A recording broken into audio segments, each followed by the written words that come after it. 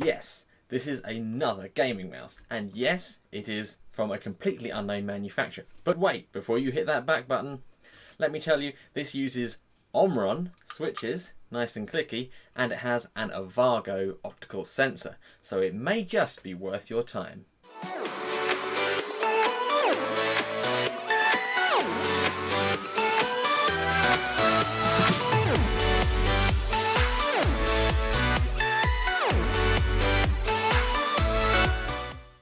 This is the Nano wireless gaming mouse from a Chinese company called Bakth, I think. No idea how to pronounce that, to be honest. Although I'm not entirely sure it's really that nano in size, but there we go. There's possibly something lost in translation there. It comes in this pretty sturdy box in the usual black and red colour scheme that apparently all gamers seem to love. It's not actually all that dissimilar to the design that Cooler Master used for their CM Stormliner products. Anyway, it's also covered in Chinese writing that I have no idea what it says, and yes, I am actually a part Chinese, but not enough to know. One thing I can pick out is the Avago on the left there. So let's get this thing unboxed. The first thing out is the free branded mouse mat that is actually a lot nicer than I thought it would be. It's a nice size, 32 by 24 centimeters and 3 millimeters thick. The quality is not the usual cheap Chinese crap that one might be expecting. Next we have what I believe is a user guide, but of course it's all in Chinese. The 1.5 meter charging cable that can be used while using the mouse, unlike some other wireless mice out there. The 2.4 GHz wireless receiver. And finally, the mouse itself.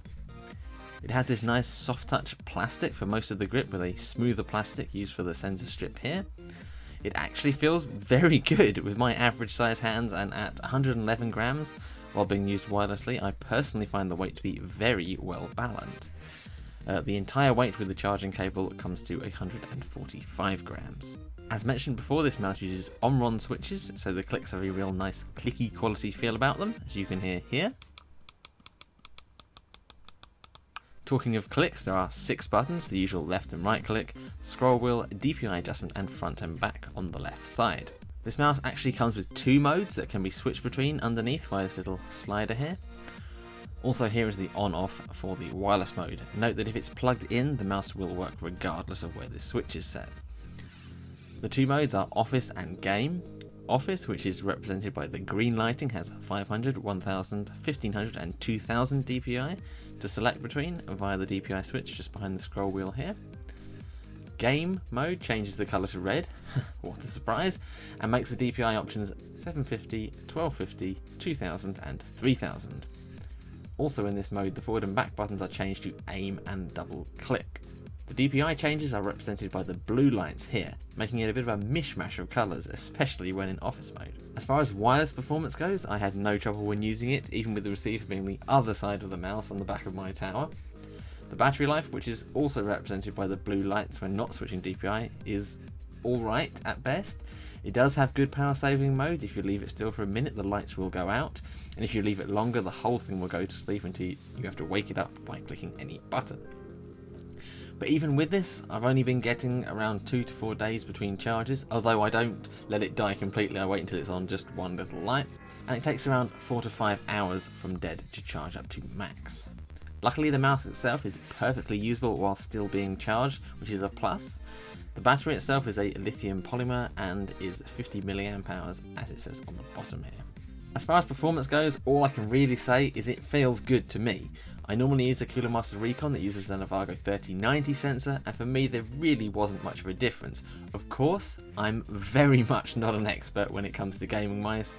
I'm not much of a Twitch shooter guy or anything like that, so I can't really tell you what you want to know in that regard. So, sorry. So what do I like about this mouse? Well, I love the feel of it. I find the weight balance to be perfect for me. I like that it can still be used while charging. I like that it tries to save power, and I very much like the mousepad that it comes with. As far as dislikes go, I don't like some of the looks. The skull thing here is a bit tacky, if I'm honest. The red thing on the right click here is totally unnecessary. It just messes up the colour scheme when not in the game mode. Having the mode switch underneath can be very inconvenient, and changing the front and back buttons for game mode is just plain annoying. And I really wish the battery would last a little longer. But that said, all of these things I can actually live with. I don't know, I find little imperfections give it a bit of personality, you know. Things that are perfectly just boring, right? So I think I shall continue to use this mouse a little while longer. That's all, folks. Throw us a thumbs up if you liked it. Hit that subscribe button if you'd like more techie goodness. Check out our affiliate links for TourGuide VPN if a VPN is something you're interested in, maybe. Or Amazon if you'd like to throw us small-time channels a bone. Thanks for watching right to the very end of an unknown mouse video. Well done, seriously. I will see you next time.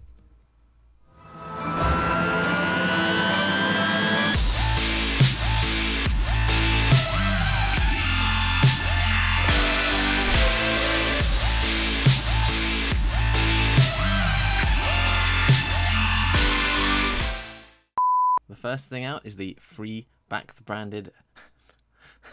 Sorry. It sounds like I've got a speech impediment. Jesus. The first thing out is the free Bakth branded mouse mat. The first thing out is the free branded mouse mat.